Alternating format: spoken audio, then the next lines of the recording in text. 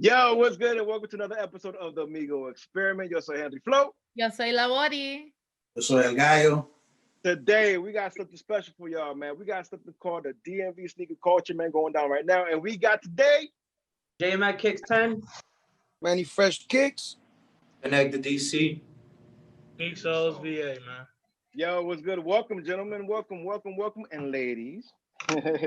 Thank you. Yo, so today, man, the reason why we got this going on is because, obviously, right, we've entered a different type of decade, different type of generation, man, where, as old as I am, man, my generation is, where the original shoes really came from. You know what I mean? That has been expensive as fuck nowadays, you know what I mean? But talk a little bit about that, man. So, what's the difference between an original shoe and like the retros, man? The original sneakers that come out today, they're not as valuable as the old ones. Some of them they get more valuable depending on the sneaker, but they just I think they don't even come out with them no more, right? No, too many retro joints. Just retro colorways nowadays. Material different. There's a lot of differences. Back in the days, we weren't as how can I call it? You weren't as worried about the materials of animals and stuff like that. Now things are more synthetic, PETA, things like that. So you get kind of the original colorways, but not the same quality of materials. Everything's pretty much synthetic nowadays. So it's a lot harder. They don't last as long. There's a bunch of differences, but you at least get that nostalgia of a shoe. At least like someone like my age, I'm 42 years old. I saw Jordan play these certain things.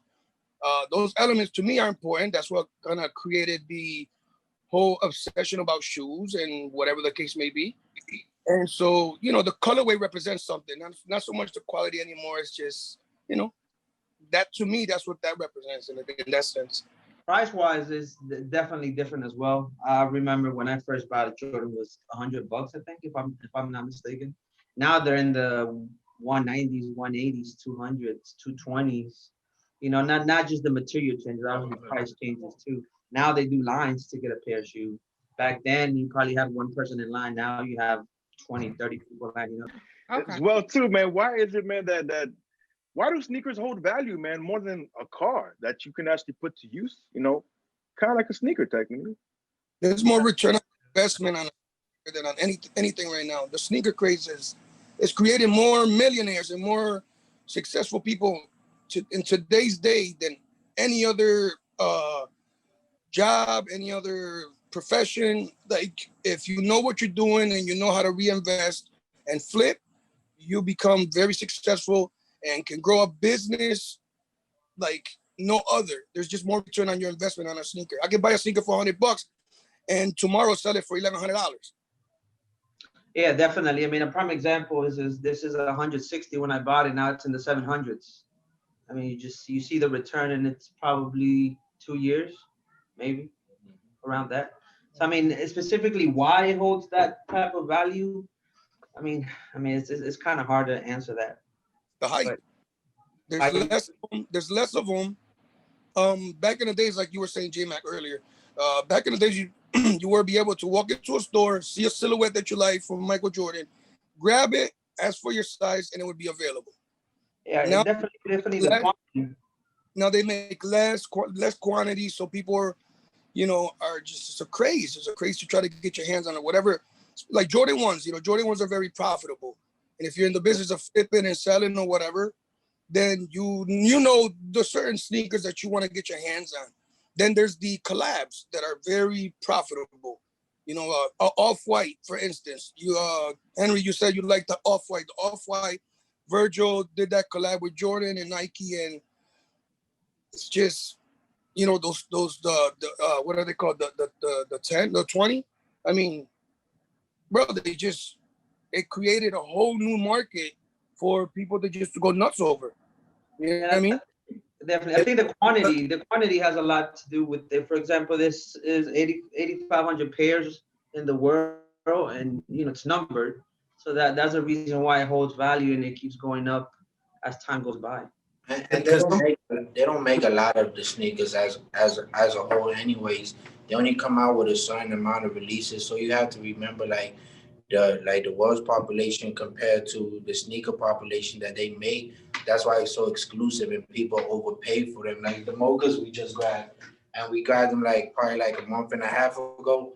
We bought them for like 220, and now we're selling them for like 450 at the store. So it's like we doubled up on them, and you just gotta learn your sneakers. Gotta learn the releases when they drop, which sneaker you're gonna want, which Yeezys you're gonna want, which SB dunks you're gonna want to invest in, and just cater to the community, engage with the community, like, and learn what they want, because ultimately you're giving them a product, so you gotta know about your product and you gotta fall in love with these sneakers. Me personally, like from the beginning, I was never like a sneakerhead to the point that where I wanted to open up a store. My friend Rigo came to me. He was like, "Yo, I'm trying to open up another store in DC," and I was like, "Man, I don't know too much about sneakers." But when I came to it, it was easy. You just gotta learn all the Jordans, how many he made. I think they're like 335 Jordans he ever made, and they're just the color pattern changes, and you just gotta like I said, engage with the community a lot. Absolutely. Demand. Whatever's in the what you're gonna get rid of, and it's gonna be profitable. If everybody, if there's enough for everybody to go around, it's no longer exclusive. Yeah, and you don't really have to own a store to become a pop and sneaker for it. You can actually like sell them online. You can sell them. We made over like $10,000 in the last 2 months of just eBay transactions. Grail, you got StockX, you got like a lot of information that can help you be the best. But our objective here at Connected is not to like compete with legends, compete with unique souls. We're not competing with no one. We're educating ourselves so we can take care of the community, like provide sneakers for them, and also teach them eventually how to make their own sneakers. So like we're trying to be ownership of the whole thing from the beginning. Sure. And the beauty about this sneaker business, there's enough to go around for everybody. Yeah. There's enough in this business, which a lot is big enough for everybody. But here there's always enough for anybody. I might have something that I've been sitting on. I'll go to Unique Souls or to Connected DC, and or even or they want to buy. There's always it's just like building bridges, building those relationships with people, because you never know, there might be some person out there who's looking for a particular shoe. I've been sitting on it for however long, and let's say Unique Soul says, "Oh wait, I think Manny posted about this," or J-Mac might have. They reach out, and it's just that whole connection. The community is definitely growing as days, months, years go by. Manny and I kind of started with raffling here around the area, and now if you go online, it's just growing as days go by. Right. Well, it's actually when I actually tried to I looked up, someone told me that a sneakerhead isn't just a person who collects shoes and gets into the hype of shoes and stuff like that. They told me that a sneakerhead is actually a culture. Do you guys agree with that? And if you do, how so? How does that apply to you? It applies to me in this sense. Sneakers hold a story to me. Sneakers tell a story to me. A lot of sneakers that are created have stories, behind them. Whether it was the designer who designed, or again, but like there's a moment in time that that you go through life, and it marks that particular day that means something to you. And if it was a sneaker that you weren't able to get when you were a kid, or you grew up poor, right? Let's say example, being in Puerto Rico in school, we didn't have many means, and this kid comes in with the Jordan 4 bread, right?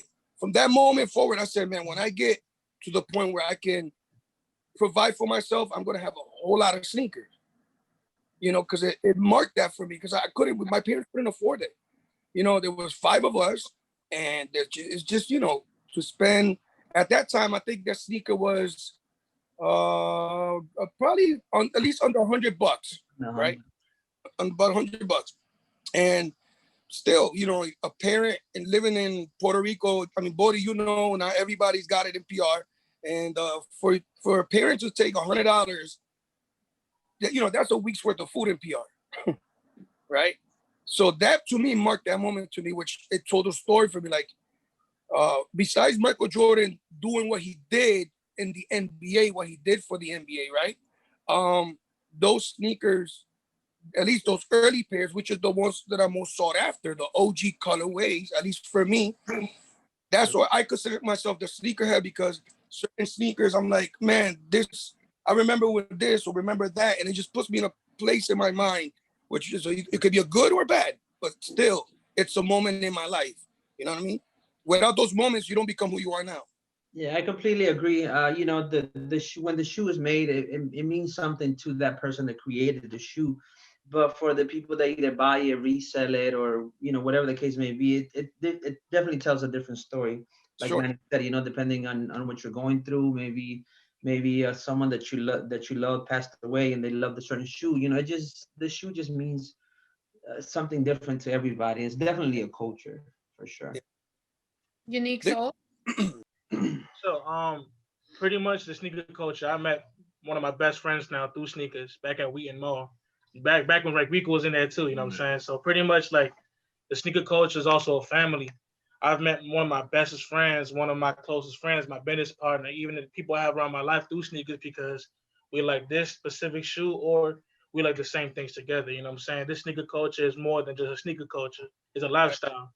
Every day, you know what I'm saying? You either think about it, you talk about it at least once a day or throughout your whole day if you're in it, like out, you know what I'm saying? So every day we might be talking about night bear, we might be talking about a boxing match, but boom, here comes the new sneaker that came out yesterday, you know what I'm saying? So it just happens all the time, you know what I'm saying? Sneakers is more than a culture, it's a lifestyle and it's a part of me, you know what I'm saying? All day, every day. I feel that. Connected DC.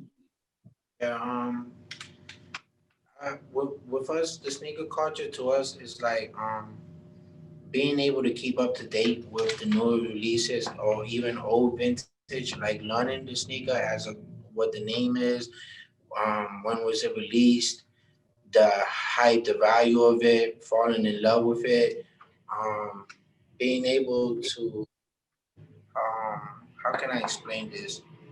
Being able to understand like the product and like be able to like make money off of it, but Also, like spread the culture as well. Like learn about the materials, the things that goes into making a sneaker or making a sneaker business.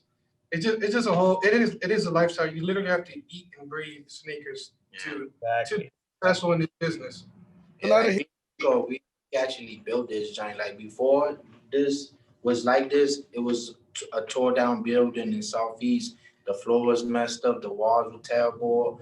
We had to build a shelf, change the lighting, There was build the holes wall, everywhere. buy the stuff to put the showcases for the sneakers and the accessories, and in the back, like we can't pick up the phone and take you to the back, but in the back we got a studio, so we actually created this store because if you put fashion and music, it goes together. You know what I'm saying? Like most of the people who come in here and book studio sessions, they come out here, they either grab some Noriega gear or they grab some Supreme or some Jordans. So it was like a win-win situation for us. Like we couldn't lose. And these products are not like in case like you work at like let's say a restaurant, you get messy. These products are easy. They don't get old. They don't like they don't fall apart or like get damaged or stuff like that. So that's why how I fell in love with the sneaker game. But one of my very very close friends, at first when I started it, he was like, dude, do you even know about sneakers? And I was like, man, I only know a little bit about it. And he was like, man, you're gonna have to fall in love with it, like learning from head to toe in order for it to be successful. Because if not, it won't. And I literally been here every day with Rico, and he's educated me, he's pushed me, I pushed him, and I got on his nuts. We was about to quit, but now everybody who comes in here, they be so happy because they never had a place. This is like their own closet. Instead of making my closet, I made the community's closet. You know what I'm saying? Because a lot of people across the street, they don't have things like this. They have to travel like 30 minutes to get some fresh kicks or 45 minutes. Now that we're in Southeast, we're in the heart of where everybody consumes the sneakers. Nah, that's what's up, man. I like hearing it, and I'm glad that we had this conversation because I was actually telling Flo, like even before we guys came on, like you know, we told you guys earlier before we even went on, I used to be a manager at a Foot Locker, you know, Yeah. years ago. So, you know, like seeing the culture evolve, like especially in the Latino and the DMV, like it makes me happy, especially to see, you know, Latino owners having you know, their own outlet to be able to go shop and support Latino business owners that are supporting the culture that is us. So, you know, my hat's off to you guys that you guys are doing this, and you know, giving back to the community as well, because I know some of you guys have also given back to the community, and you know, that's what we're here for. You know, it was the same thing for us when we started doing the stuff in the nightclubs and things of that nature. So, you know, you guys right, you know, piggyback on what Connected DC said. You know, music and fashion, it goes hand in hand. So, you know, we're here for you guys. Anything you guys need, you know, we're here for you guys. This is the reason why I provided this platform, because we wanted to kind of export what the DMV has to offer to the rest of the world, because there's not a platform for any of this that is going on. Definitely. You know, you always see what everybody, you know, in New York, Miami, LA, everybody else is doing, but you know, there's tons of fashion, there's tons of, you know, stuff here in the DMV that people always like to come here, take back, and go rep it in their city, which originally originated in this area, you know, and they like to claim it as their own. So, you know, if you're a sneakerhead, you definitely know, like the Air Force One, when they were released, there was only two areas that released it in. It was released in New York and it was released in the DMV. So, you know, things like that. Like, that's how much of a sneakerhead I am. I know stuff like that. So, Definitely. you know, like the original Air Force One, because I was white on whites all day. You know, low top. Baby uptowns. Yeah, the uptown. But you know, all day. That's me in the summertime. So, but So actually, like piggybacking off of Connected DC as well, is like you guys mentioned that you guys do stuff for the community. Other than teaching them how to make shoes, though, like what other things are you actually doing to help out the community, though? To help out the communities, we had like toy drives, but we're also having like a paint and drink type of thing. So we're gonna show them how to customize their Air Forces. We're gonna show them how to paint them, how to lace them. We're even gonna tell them apart and teach them how to put it back together. So we're gonna I'm trying to make. I don't know if you heard of it. He's called like Shoe Surgeon or from LA, but he has a shop and he teaches the community how to make a nice pair of Air Forces custom made for themselves, and we're gonna do that. Like sometimes family comes in here, and like the mom might want to buy his son a sneaker, and it might be like $350, and we work with the family, so we like give them discounts. We're also gonna we have in the back in one of the rooms where we make our production for all the Noriega apparel. So like we're opening another store in Georgetown in probably like a month or two. At that store, we will have more hands-on when it comes to production for garments, production for like just to make a clothing line overall. So we'll be able to provide that to the community. We give them a creative space instead of chilling outside and hanging out and smoking weed or chilling or whatever they're doing. They can come over here and express their feelings at the studio and be able to maybe make a hit and get out of the community. You know what I'm talking about? Like we provided just a couple of things. Yeah. On Halloween, we passed out candy to the kids. You know, Christmas, we literally walked around in the hoods and passed out toys to the less fortunate. That's another way we gave back to the community around us. And just this spot overall too, because don't nobody want to invest into Southeast or Southwest. Don't nobody want to come here and hang out with them because they think that these people are not like great people, when people don't even know that back in like the 70s and the 60s, majority of the people who own businesses were minorities, were morenos, were Hispanos. So being able to like own that and give it to we provide them with like great customer service. Like I even give kids like free little cool things when they come in here, stickers, accessories, and things of that nature. Definitely. I think another way that in a way it's giving back in the community. Many fresh kicks and J-Man Kicks 10, we're in the business also raffling, like a pair of shoes that you can't afford, which is 200, 220, 240.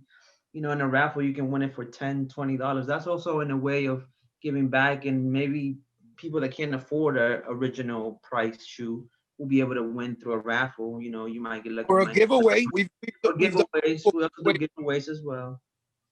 I mean, it's just we started everything online. Our business is based online, social media and websites, and I mean that we're just a little bit different than, for example, Connect DC. Yeah. But we definitely give back in a different way as well. Yeah, I mean, I'll be honest with you. I've always been a sneakerhead for as long as I can remember. But what started the whole raffle game and, being more in tune with because I had my personal people that I would deal with, when it came to the sneaker stuff. It was never online. It was never social media. And once the pandemic hit, you had to get creative. You had to start figuring out a different way to keep feeding your family. And, when the pandemic hit, I joined a few raffles and I liked the idea. I reached out to certain people. I was like, you know what? I think I'm interested in doing the same thing. And ever since March, I've been doing these raffles, and J-Mac and I have done multiple collabs together, and again, giveaways and stuff like that. And it's based online. I'm trying to follow guidelines. The only time I kind of leave my house is if I got to ship something out to one of the winners or anything like that. But I try to keep my family safe and not be out. I don't have to be out and about. I mean, I think the only time I went out was when J-Mac took me out one night, the one and only time, and I have. But I don't know. That wasn't my fault. It wasn't my fault. Okay, it wasn't my fault. Yeah, blame it on me, Manny. Blame it on me, Manny. LaBori, had us out. But anyways, it was a good. I kind of probably needed that from being stuck at home for so many months. You know what I mean? And it was a good stress reliever. And got to meet a few good people. Then I realized I saw a lot of people that I already knew. And it was cool. It was cool. But yeah, the thing is changed a lot for me. I've met a lot of beautiful, great, amazing people from all over the country, even out of the country. It's connected a lot of dots for us, and for me as a sneakerhead and as a person that like the homie from Unique Soul said, you wake up and you go to bed thinking about a shoe one way or another, or about shoes or related. So I literally live and breathe this. Like every day, J-Mac and I have conversation, and it's about, we should try to get this, or try to get our hands on that, try to, we should, we brainstorm, we try to come up with different ideas, stay fresh, stay, just relevant, I guess I should say. And, but we've met a lot of great, beautiful people throughout this. And I got people that I consider like best friends now, and I've never met them a day in my life. Definitely. Nah, you know what's something crazy? Like, like when you go to sleep thinking about shoes, like I'm like anywhere I travel, like I have to stop at a sneaker store, whether it be an outlet or somewhere. Like the last trip that I went on, it's funny, like we was there for maybe like a week. This was during the pandemic, by the way. And I was saying, y'all, I'm gonna stop by the sneaker store. We gotta go to the outlets. And we were just having so much fun. We got caught up, we never went.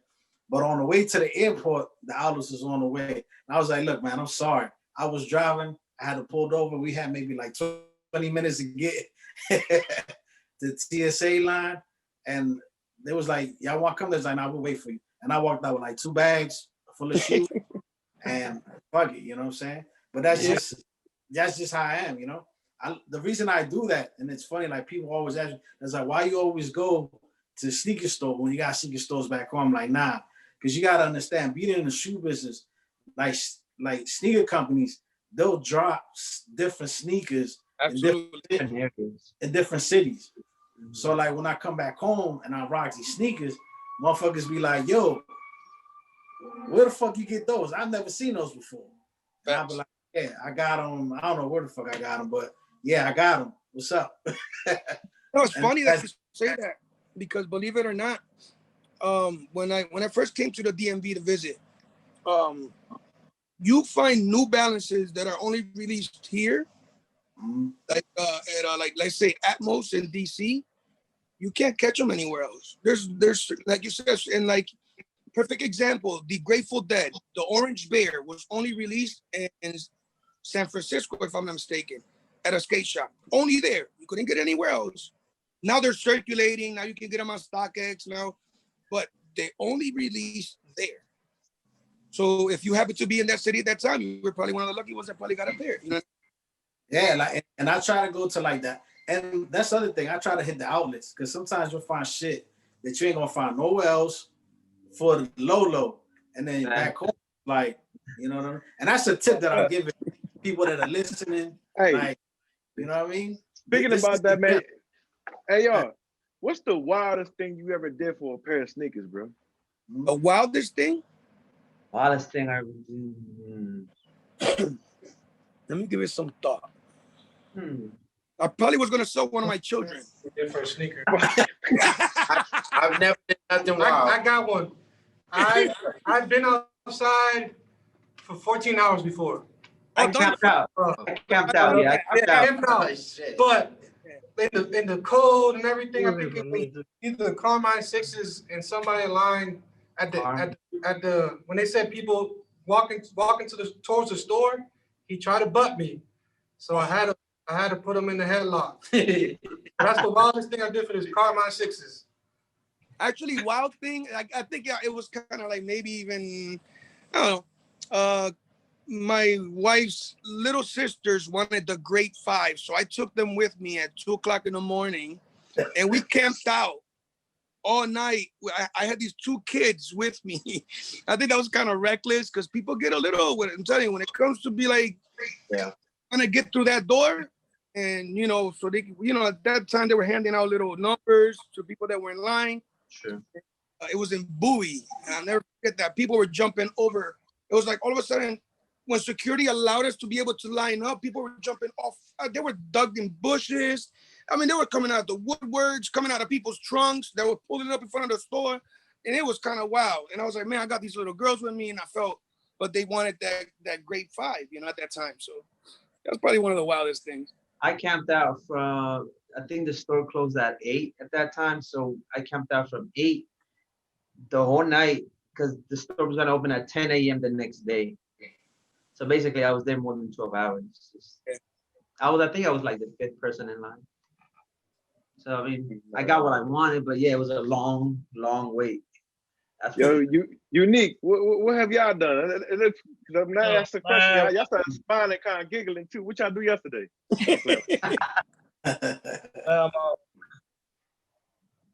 One time, me and John, right here, we went to New York. It's the first time I ever got high too. So it was like the way there is like halfway going to like Pennsylvania. I'm over here like it's my first time getting high. The feeling was it, right? So next boom, it hit me. I said, stop the car, I got the fuck out, what I'm saying? Going 25, like, what I'm saying? And then pretty much I got this man next to me in the back, like 16, 17 years old. This man started just screaming this shit. So pretty much going forward, we went to New York. We were gonna get these triple black Yeezys and Concepts. So we got there one time and it was like what, 2 days before? No, we camped out the whole night, but we got around 8 o'clock at night. It was like 10 degrees outside too. It was worse. It was like negative. Had one hoodie, one coat, a blanket. We all trying to cuddle each other, just trying to like warm up each other in the line, like people fighting outside, like this shit was wild. Yeah, and then like at the end of the day, NYPD had to shut down the whole thing because the first 25 people in line were all wrecking. And we speaking about this is the grand opening of Concepts in New York, so they had black Yeezys for retail. They had OVO 10s for retail. This was back then when OVO 10s were going for like 1,000. Yeah. OVO 12s, what I'm saying? All that. So pretty much, we just waiting in line. And after that, cold ass, I'm still high as shit too. Like, what I'm saying? 14 hours outside. No fucking and then, everybody got to get out. You got to get out. And then we had to argue who's going to pay for the tolls going back home. So, it was the wildest thing we've done, especially with. Yeah, my man just snitched on him. He's like, yeah, man, I thought it was smoking weed with him. He said peer pressure's right there next to me, yo. He's the one who made me do it, yo. It be like that, man. It becomes an obsession, And I think to me the fun part is the hunt to try to find that shoe that got away. You know what I mean? Once you find it, your heart starts pounding. Like, yeah, after that long wait, for a long period, especially if you're outside in that cold, bro. Yeah, you get excited after you get that shit. You relieved. You're like, it's worth it. I mean, next weekend, huh? J-Mac and I have been in situations where we waited for hours only to get to the door and say we sold out. We're like, many times, many times, yeah. That hurts, bro. You're like, are you kidding me? And then now you start trying to get creative, right? What other stores can we get to? Yo, start calling this store, start calling that store, start doing this, start doing that. Every other weekend, bro. That's exactly. Yeah, y'all already know how that works, man. Like, you know, because you gotta have it, especially for these guys. Connected DC, and you know they got a store, right? They want to have product. You know, for us, it's a little bit more simpler because you know I can always have certain connections where I could just buy the shoe, or you know we could trade shoes or stuff like that. But they want to be stocked. Because people are gonna be like, if I didn't get it retail, I know where I'm gonna go get it. Exactly. Right. So they want to have that stock. They want to have that product. They want to store have full of product and stuff like that. So, you know, but you know they're gonna put their price on it because they know the business. So obviously, but whoever wants the shoe, bro, sometimes you don't care what the price is as long as you have it. Exactly. You know? I'm the type of person. If I like it, and it's for me, I'm gonna pay whatever it takes. So, you know, you obviously like, you know, obviously as you guys have gotten into like certain situations or whatever, just to get a shoe. I do remember that there was this one time that J-Mac had actually told me that he got scammed trying to chase after a shoe. Was there ever a time that you guys had fallen into a similar situation? Yes, many a time. I probably got scammed a good 2 times. And when I first started, someone sold me a Jordan 1. You know, it was at a good price. Got it. Get to find out that it was fake. You know, then I mean, you know, when you first start, you kind of know the shoe, but you don't know the ins and outs of it. So, you know, I try to get him back. You know, I try to get a hold of him again. I was able to. I got my money back, but you know, it's just hard. And nowadays with social media and Cash Apps and you know PayPals and all that, it's hard. You know, it's getting easier to scam people too. You know, through social media, through Cash App, through anything. I mean, we guys scammed probably 2 months ago for some mochas. I mean, scamming away. They took 180, but at the end of the day, it's 180. It happened recently to us where we did a transaction through Cash App. 2 days later, somebody, you know, did a cash back. You know, call back. Well, we know our cash is negative, $900 negative. We're like, whoa, what's going on out here? It was like a $1,200 transaction. Someone like, you know, he came through, he got a specific sneakers. At the time, we was just Cash App, and like we still do Zelle. We had Cash App, Zelle, Apple Pay, all that other works, right? Pretty much, you know, he took advantage of the Cash App thing, and boom, we was $1,200 short. We couldn't do nothing about it. We called, we couldn't do anything about it. So the only maneuver we did is like we had to step up our game when it comes to transactions, be more on cards. Be more, you know, looking at ID, stuff like that, because every day, if you have a sneaker shop, you have to watch out for that specific people, you know what I'm saying, that want to scam. You will not know who it is, you know what I'm saying? So it's like, you just got to be on your feet all the time just to be cautious, you know what I'm saying? The scammer's the scammer, man. You know, it's the nature of the beast, you know what I'm saying? Like, and they're good. I mean, the scammer, he's not just going to be like, oh, I'm just going to try to scam you. He's going to try to build a relationship with you sometime. Definitely. Talk to you and all that. Yeah. Me with this kid in Florida, we had done business before, everything was cool. Then, boom, he's like, you know what? Send me half the money first, and then once I get the shoe, blah blah blah, send me the rest, and no shoe, no nothing. Actually, real story as for the shadows. It was when I was reselling before the social media. I went to meet up with someone, 2 young kids. Try to take out the, you know, they were taking out the money. They're like, oh, I'm missing 100. You know, can you, you know, lend me 100. The other dude turned around and he took a gun. Yeah. Basically, they took $300 off of me. They took my wallet. They took my phone, and they took a pair of these for $160. Hey, they got a discount. Yeah. Man, it's crazy. You know, That's what we call the come up. You know, it was crazy. I mean, you know, just for a pair of shoes, you know, I mean, I'm like, you know what, take it, take whatever you want to take. You know, my life is worth more than 160. Yeah, nah, I mean, you know, that was just a comic relief, but you know, I'm glad that you're safe. You know what I'm saying? But Yeah, definitely. that is my stuff. I mean, in Life any is business life that is you worth more than do, sneakers, man. you gotta be safe, man. Like, there's always gonna be scams. There's always gonna be people that gonna be watching you every move. Hey, look, I'm gonna tell you something, man. When I worked at Foot Locker, man, you know, like I was that dude that was always watching people because I already knew. Like, you know, growing up, you know, like I seen a lot of Still things. watch people. Yeah, like I knew what it was. So Say the truth. Growing up in the hood, you gotta yeah, keep, you know what I mean, eyes behind your head. like you know, you always had to have your head on the swivel, man. And like it was, and I worked in different stores throughout the DMV, whether it be in Virginia, DC, and Maryland. So like I already knew like what stores I had to be like extra careful, man. And I remember, man, like I think one of the worst stores that I probably worked at, which is I made a lot of money there, but the reason due to the demographic, because you had people from everywhere come, and you had to be extra vigilant. And it was one of the smallest stores. It was Pentagon City, man, because you had people that it was a train station at the bottom. You had people from, you know, the South Side come in. Yet you had the tourists come in. Then you had people from the neighborhood, from Arlington come in. It was just an array of people come through. But you don't understand how many people we had to chase out of there, man. Like, it was unbelievable. Like, they try to scam you. They be like, oh, yeah, like, bold, just try to steal shoes out the store. Like, they'll ask for a pair of shoes and they just try to run out, you know? And it was crazy, man. So trust me, I know what you're saying, man. It's and that's just back then. Like, I'm saying probably my age by saying just running out of shoes out the store, but now it's more sophisticated because they can do that from, you know, sitting at home, like I am right. Yeah, from the comfort of their own home, right? You know, chilling. They ain't gotta, you know, and that's considered a white collar crime now. You know, like they won't even get that much jail time if they get caught up, you know, for doing all that. Before you risk catching a felony for robbing somebody, you know. Yep. And it's crazy. It's ironic. You know, that's So white people. it's crazy, man. It's crazy what it is, man. But it's both too like, yo, since we all here together, man, make the person looking at this episode right here, and make them hip to what to look out for, man, to know that shoe's bootleg. What's something that stands out?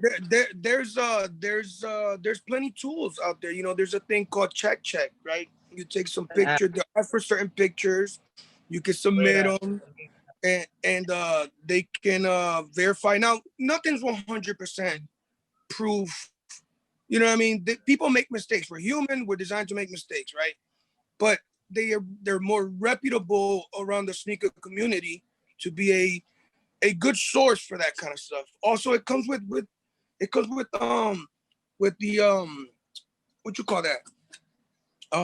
Experience. Experience is big, bro. Experience is it. You know, it's gonna eventually save you a lot of money. The more, because think about it, the person who's doing the check, right? He could be 18 years old, for as far as I know, right? And he's telling me to shoot. Now, me, I'm 42. I've been around sneakers. I should know what to look for, right? I mean, I'm the type of guy who grabs a shoe, smells it, wants to lick the bottom like Fat Joe, but I won't because, you know, it's weird, right? But I love my shoes, right? So I should know what to look for and kind of what to, you know, look after. And if I have any doubts, you got colleagues in the same business. You go to them.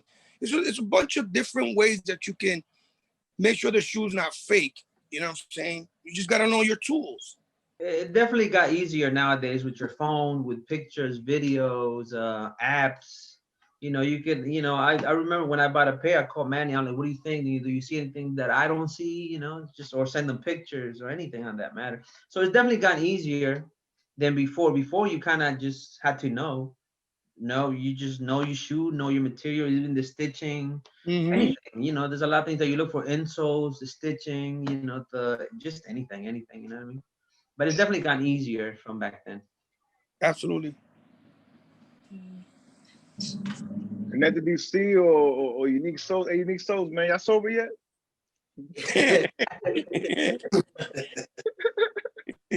Nah, but one of the sneakers that everybody should look out for that comes out next month, it's called the trophies, right? Trophy Yeah. run one. We already got one coming in, so those are gonna be like anywhere from like $7,000 to $9,000. Retail they're like 170, 190. So those are the sneakers to be looking out for next month. If you can lock in a pair, come bring them to me. I'll buy them from you. For how much? Yeah, I was about to say. At least like 4,000. I give you 4,000 Oh, for them. shoot. You know Oh. what? I gotta hit you up because I got pairs. I got somebody who's got plenty pairs, and they hit me up Hit today. me up. So if you need pairs, let me know. Yeah, well, no, we do need relationships. We need a Yeah, absolutely. Definitely. It's so funny. I think the same person hit us up, man, because Yeah. talking about the same person. Hey, how about this? How about this? Y'all need to hit us up, not with the ones that are extremely expensive. Just, you know, the couple $100 ones. Just hit us up with a pair. Each episode we'll be like, yo, this should be sponsored by. Hey, Henry, what size are you? Henry, what size are you? He's a 12. 12. And Gallo? I'm a size 9. 9, Bodie 6. I'm a 6 in men, yeah. And you got some big feet. So There you go, 9, 12, 6. All up in my shoe. Back the fuck up. I got a question, Gallo. So, what is one of your favorite silhouettes? Mm-hmm. What is one of your favorite shoes? Do you like Dunks? Do you like Jordans? Do you like Adidas, Puma? You know what? I'm a Nike man. I'm a Nike man. Okay. Now, I like Nikes. To be honest, I'm not a big Jordan fan. I never really was. And any of the Jordans that I do like will be the older Jordans, of course. Sure. Yeah, just because, I mean, those were the better shoes, you know, of the Jordan collection. And plus, I got fat feet, man, so I can't really fit into them. You know what I mean? This is the kind of shoe for you then. Yeah, the dunk. I can't really do them, you know. Like I fuck with the LeBrons. I can't front. Lately, like since LeBron came out, I like the LeBrons, but like lately I've been feeling they, you know, maybe it's, I don't know, my foot may get fatter. I don't know. They just becoming a little stiffer for me. They're not comfortable. It's it's the way they're designed for the LeBron. It's kind of almost like designed for his foot. Yeah. Right. It's a basketball shoe, and so it kind of the older we get, we can't be, yeah, exactly. I'm looking now. I look for comfort. I don't really look for the correct look. I ain't looking to be fly like these. Like, you know, I ain't looking for. You can still be flying comfortable now. You gotta pay. You gotta pay for that comfort. But I mean, even to look fly, you gonna pay to look fly. You know what I'm saying? Because you're gonna be. You're gonna look. LaBori. How about you, Bodie? What are you gonna ask me? The same question that Amani asked Gallo. There's a test.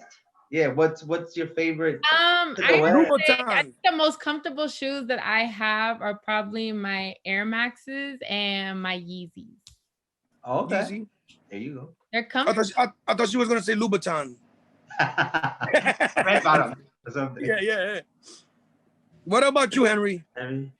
Me, man, I'm more of a Jordan guy, man. Like, but I'm original colors, bro. Like the original release colors type is how I don't like the crazy neon colors. Like that's never been me. I'm an old head, bro. You know what I mean? You guys don't like this one that just came out? Man, I don't care if they just came out yesterday, today, the day after, dog. Nah, I don't fuck with it. Like I fuck with it. I fuck with the shoes. Oh, the Volts? one. The No offense, no offense. No offense. Yeah, see, I'm that. Yo, I feel like right now, like I'm like that's down the alley right there, you know. Yeah, like that. Yeah, exactly. I like dumb joint. I like the breads. I like stuff like that. I like the original stuff because, like, I still remember, like, low key. I was never a kid who had the sneakers until I started doing, getting money to get sneakers. You do what I'm saying? But at the same time, like, I still remember when they released the grapes. You know what I mean? The 9 grapes and stuff like that. Is it the 9? Is the 8? The 8 grapes. You know what I mean? Like them joints, I still remember when they released them joints back in the day. Now like the Air Jordan, like the 6s, man, like the way the 5 red ones, like, back in the day, man, that was the shoe to get, you know, and like you said, Manny said it himself, you know, there's a story behind it. I still remember, you know, when like my man got them joints and he got robbed, you know what I mean? Like at gunpoint, you know, because back in the day it was Jordans and Eddie Bowers, you know what I mean? Back in the day. So they got him for his Jordans and Eddie Bowers. But as well too, you know, I'm such a classic guy though. I even got the Timbos, you know what I mean? Like, like I'm that guy. And even that, even when it comes to shoes, like, it surprises me how back in the day, Timberlands were $100. You gotta keep it 180 now, bro. Like 180, 190, dog. And then it depends which you want, like the all butters. I got the all butters too. And I got them joints, you know. I still paid almost original price right now, even though I got them like a couple years ago. But you know, it's just that, and it's crazy to me, bro. Cause like I still got Jordans that from back in the day, original joints that real talk, I'm not gonna let them go. Reason why? Because I kind of want to pass them down to my son, you know what I mean? And the way things are nowadays, people can refurbish them, you know, and do what they do and resell them. So like I got a bunch of original joints too at home that I rock to this day. And it's just like, I'm just a Jordan guy, man. Because Jordans, man, back in the day, man, you have some Jordan. Hey, anda Jordan, loco. You know what I mean? It's just like, you know what I mean? That means that you was hit, bro. And but no bullshit. Like lately, like ever since the whole Adidas, you know, hype came out like that, I'm not really an Adidas guy. But I remember actually buying my first, not even NMDs, those Ultra Boosts, right? And like, I got them, I tried, dog, they was comfortable as I don't know what, man. And like, I'm not really an Adidas guy though, bro. But it was a very comfortable shoe. And that's the only joints I really have, to be honest with you, because I'm not an Adidas guy, I'm more of a Jordan guy. But there is a pair of Adidas that I am going to get though. It's actually the Wave Runners, the 700 with the orange in them and the green, like the forest green. Like I fuck with them joints, man. Great shoes. One of my go-to shoes for anything. You can wear with anything. Yeah, it is. You know what I mean? Let me add, I have a question, and this goes for any of y'all. What do you guys think of like shoes that back in the day were, I mean, and I guess maybe this goes for the older cats that are on here that remember like the Nike Cortezes, like the Filas, and like that are starting to resurface again. That, you know, maybe a certain demographic used to rock them back in the day, and now all of a sudden they're like cool again. Because, you know, it's funny, like this weekend I was watching, it was some series on Netflix, and I seen the girls in there, they rocking the Cortezes like it was nothing. You know, back in the day, at least, you know, in the DMV, the Nike Cortezes, like it was only a certain demographic of people that would wear them, and that's how you would identify them. Yeah. Even on the West Coast, like it was a certain demographic. If you wore Nike Cortezes, you know what it was. Yeah. You know, and like, you know, culturally, it seems like there's a big culture shift. And like, how does that play into your guys' business? Like, how do you guys feel about that? Even Filas, for example, like back in the day, you wouldn't catch me dead in a pair of Filas. Like you was a cold Bama if you wore some Filas. But now it's like that's a thing. Like, you know, you got Bad Bunny rocking them, and like all these crazy. Them just was a style for like 2 weeks, bro. The Filas, with the joint hanging from the back. Hey, but that's my personal, you know what I'm saying? That's my personal opinion, but as a culture, you see a lot of people rocking them, you know? So like I think how old are you? How old are you? I'm 21. He didn't say shoe size. He didn't say head size. He said, "How old are you?" Hey, look, we gonna keep it moving. Go ahead. All right. So, you never wore Grand Hills? Feel like Grand Hills? Yeah, the Grand Hills. Look, hey, you know what's funny? When we have this conversation, I tell them, look, that's the only Fila shoe that I rock, and the only reason I rocked that shoe was because Grand Hill was from out here. He grew up in Fairfax. Okay. Well, a lot of people don't realize he went to Fairfax. He went to Woodson, you know, out in Fairfax County. That's the only reason I rocked him, Jones, because he was from out here. I think every shoe goes with something. You know, if you're trying to go for a retro look when you're dressing up, right? It plays a part of the outfit, tells that story of an era, of a time. Yeah. You know what I'm saying? It just all depends on what you're trying to pull off. You remember the Reebok Classic, the all-white joints. It tells a story to me. And when I was in 8th grade and all the little cute Spanish mommies was rocking them shits, you know what I'm saying? it was just, it's a timestamp for every shoe. You know what I mean? And like with everything recycles, everything. Fashion recycles, it recycles. Because unless you're super innovative, things must repeat. Right? And why do you think again, look at this shoe is the first Jordan shoe, but look at what it looks like now. But the silhouette is timeless. The shoe, the look of the shoe, it will never go away, ever. Yeah, but I really think the fact that I think the people are more open minded too. Like you said, the Cortezes were to a certain demographic back in the day, and now it's coming back. Now everybody can wear. You don't have to be from a certain place or certain region, anybody to wear. And just because everything is growing, everything is evolving, and I think everybody's open minded now. Before it was just just looking at one thing. Oh, only this certain people wear this type of shoe. Now just everything is open, everything is growing, and social media obviously it's a big thing, and I think that's the reason why things are coming back and things are okay now. You know what I mean? Before it wasn't, but now it is. True. Ain't nothing wrong with that though. I mean, to me it was just just coming up in that era. Yeah. Like when I saw the Cortezes. I mean, look, I'm not going front. I wore Cortezes. I used to have the all black jumps. Like, yo. Hey, but when I saw the girls, See, this is how I don't know if it's like that I'm like young or like that I'm not hip to the shoes, but exactly what it is. All three. I'm about to Google right now. I'm like, what are these Cortezes? Well, Everybody is I had no option but to own a pair of Cortez because when I was born in 78 and 82, the first sneaker I ever wore that was Nike was a Cortez. That was their first sneaker they ever made. Yeah. They were So like $20 too, man. They were like $20, $30. They were so cheap, young, back in the day. I got Nikes, dope. He said, "Oh, these are Cortezes." Yeah, Forrest Gump made them famous too. Ever made. Oh, it's a classic. Like it's what made Nike what it is. That was the start of it all. Before anything was the Cortez. Nike Cortez. Yep. Classic right there. Did you have a pair, buddy? Yeah, no. my mom, she was like most Spanish women, most Spanish like, no. Going to Payless and making you try on the shoes with the light up joints and make you run around the whole Payless to see if they fit well. Yeah, I was that child. See, I was a child where LA Gears was the one who actually came out with the light shoe. And LA Gears. But the thing about it was that if you had those kind of LA Gears, young, you was like the hip little kid in school, because they were like, they didn't sell them everywhere. And now, Walmart got them now, young. Like, I'm guilty, but my kids got they got some light up joints that they rock. But hey, they find them cool. I don't know what, man. The whole time, like, hey, as long as I'm not spending $100 on shoes right now, y'all, we good, yo. Good. Sweet, yes. Look, man. Again, if you can do it, good. If your kids don't show interest in it, don't worry about it. There's nothing wrong with that.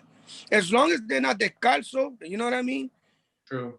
That's all that matters, because kids grow out of stuff so fast, bro. I got so many sneakers for my kids right there, and I'm like, especially since the pandemic hit, they grew out of them. And they didn't get to rock them. You know what I'm saying? I'm probably going to put them up for sale. Then Uncle J-Mac just went and bought them some Adidas. They're probably going to grow out of them suckers too. Yeah, I buy my son a lot of pairs, but he wants to go play soccer with them. I'm like, man, they're like over $100 shoe, man. Come back. Now my daughter, I think during this pandemic, she has outgrown like 2 sizes. Yep. Like, come but on. But you won't stop buying them for her though, because she still got to take those cute pictures.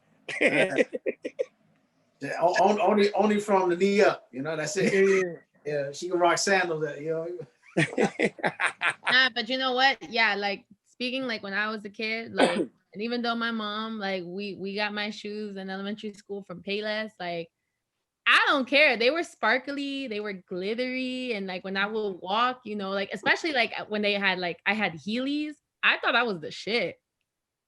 Not what you wear, is how you wear it. What happened? It's not what you wear, it's how you wear it. Exactly. And if you were confident with your sparkly Heelys, then so be it. God bless your little heart. I would run down the hallway and I'd be like, guys, check me out. Yeah. When I was young, I had the Heelys. I bust my ass many times. So. Hey, that's what I was like, damn. I was thinking, so many times I went back. I used to see little kids bust their ass on their heels. I'd be like, damn. Like, more, just. But I play in Plaza La America, bro. Just I'll be falling from everybody, bro. That's great. Hey man, yo, good talk, man. Yo, this is the DMV sneaker culture going down right here. Yo, how can we follow you? Let's start with the order we had from before. Yo, J Mac started off. You can follow me on Instagram. It's JMacKicks10. You can follow me at. Coming up, my bad. What happened? I also got my website coming out in the next couple of weeks. Oh, that's right. We got a website coming out, is what he said. And Manny's Fresh Kicks on Instagram. That's about it. I don't really do any other social media. I try to stick to one thing. Okay, so Unique Souls VA. That'll be on Instagram. We'll be pushing up for more stuff soon. You know, we got TikTok on the move. Maybe, you know, we're always doing giveaways. YouTube is cool. Everything. YouTube. Social media in general, we're trying to push out for everything. Maybe a future store somewhere else. You know. You can follow us on TikTok, Twitter, Facebook, Instagram at Connected DC. And then our website is connecteddc.store.